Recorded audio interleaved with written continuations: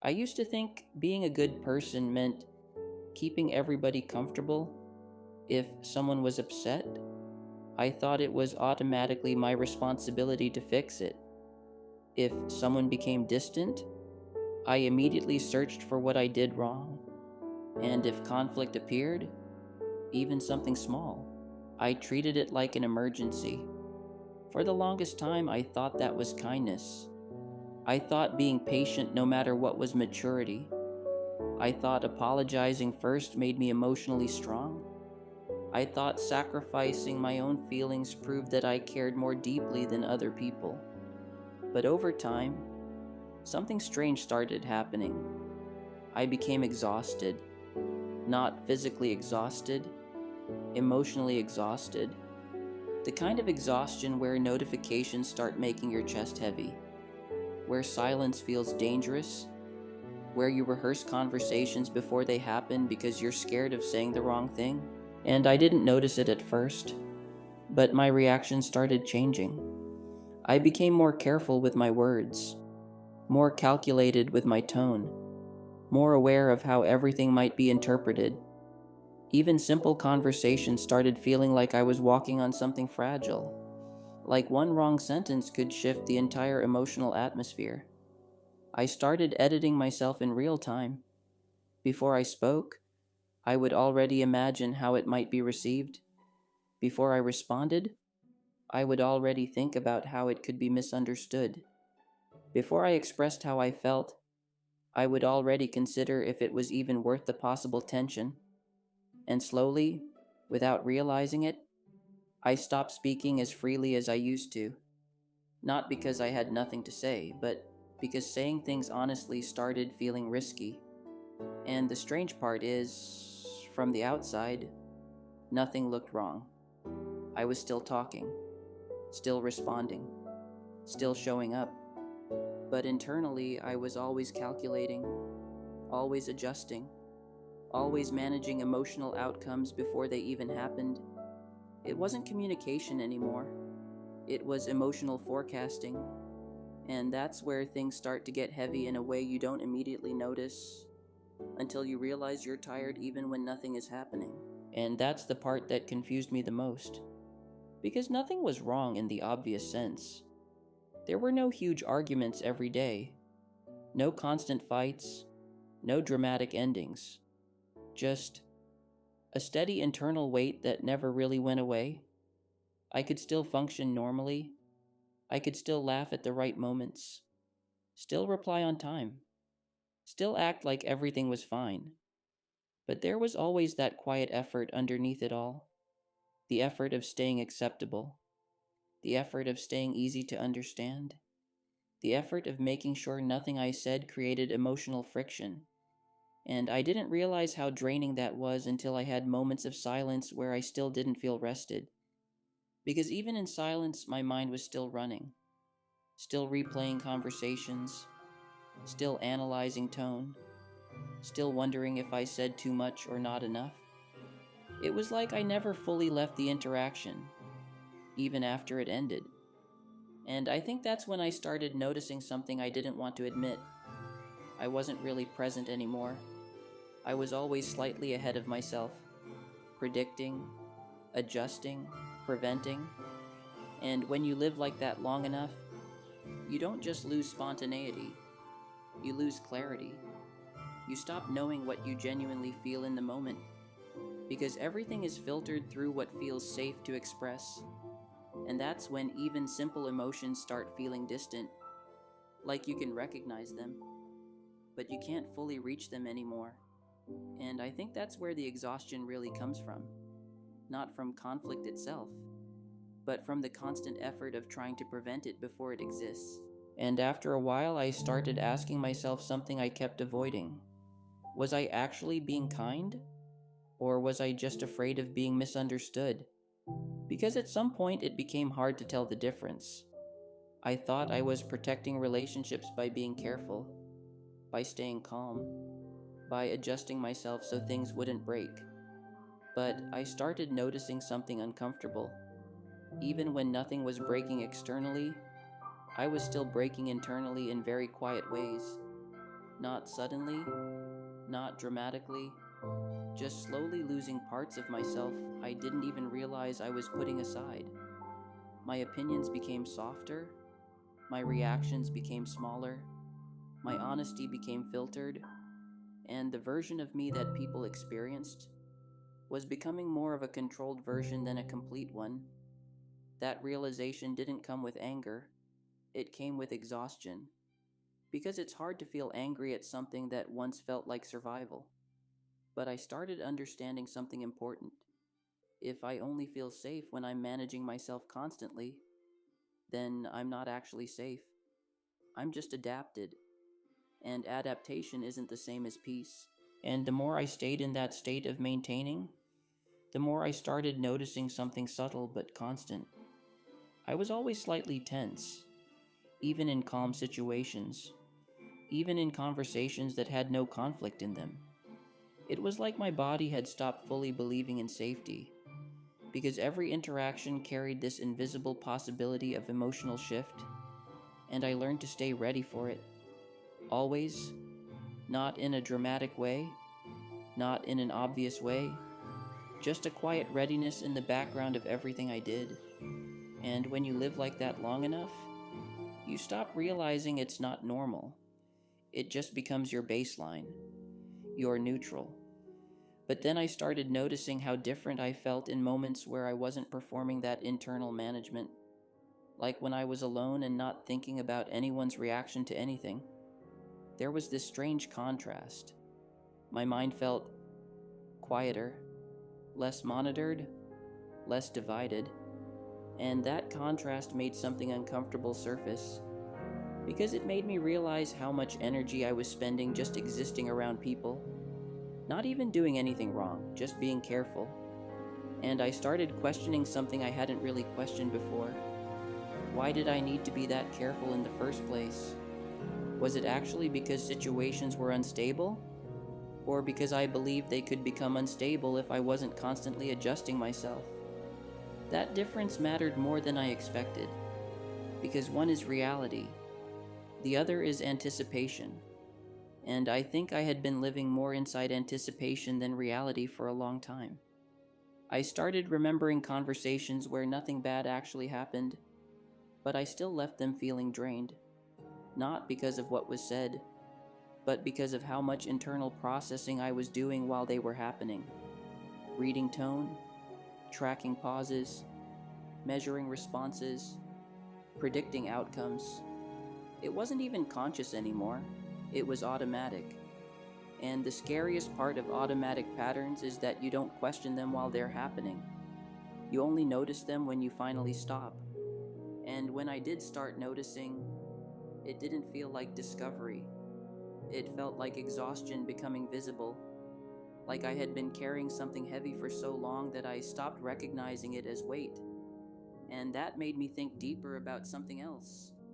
If I was this tired from interactions that were not even conflict heavy, then what exactly was I carrying all this time? Because it wasn't just what was happening in conversations, it was everything I was doing around them. The preparation, the adjustment, the emotional calculation before and after. It was like I was living every moment twice, once in reality and once in prediction. And I didn't even realize how split that made me feel until I started getting moments where I wasn't doing it. Moments where I didn't overthink a response, didn't recheck my tone, didn't try to decode silence. And those moments felt unfamiliar, not because they were bad, but because they were rare. And I think that's what unsettled me the most.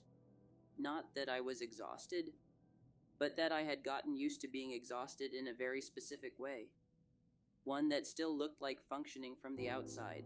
And I think the most unsettling part wasn't even the fear itself anymore. It was how normal it had become. I stopped noticing how often I was adjusting myself in real time. I stopped noticing how often I was choosing words based on potential reactions instead of actual truth. It became second nature, like I had developed two layers of thinking. One layer that experienced the moment, and another layer that immediately evaluated how safe that moment was to express. And those two layers were constantly running at the same time. That's what made it exhausting in a way I couldn't explain to anyone properly. Because nothing looked wrong on the outside, but inside there was always this subtle split. A part of me that was just living, and another part of me that was always managing the fact that I was living. And the more I paid attention to it, the more I started realizing how deep it went. Even my silence wasn't simple silence. It had intention behind it. It had calculation behind it. If I didn't respond immediately, it wasn't because I had nothing to say. It was because I was deciding how my response would land. If I spoke softly, it wasn't always because I felt soft. It was because I didn't want intensity to be misread.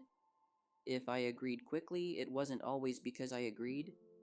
It was because disagreement felt heavier than silence. And slowly, I started realizing something I didn't want to fully accept. A lot of my behavior wasn't coming from who I was. It was coming from what I was trying to prevent. And that's a very different place to operate from. Because when you're driven by prevention instead of expression, you're never actually fully present. You're always slightly ahead of yourself, always scanning, always adjusting, always making sure nothing collapses emotionally.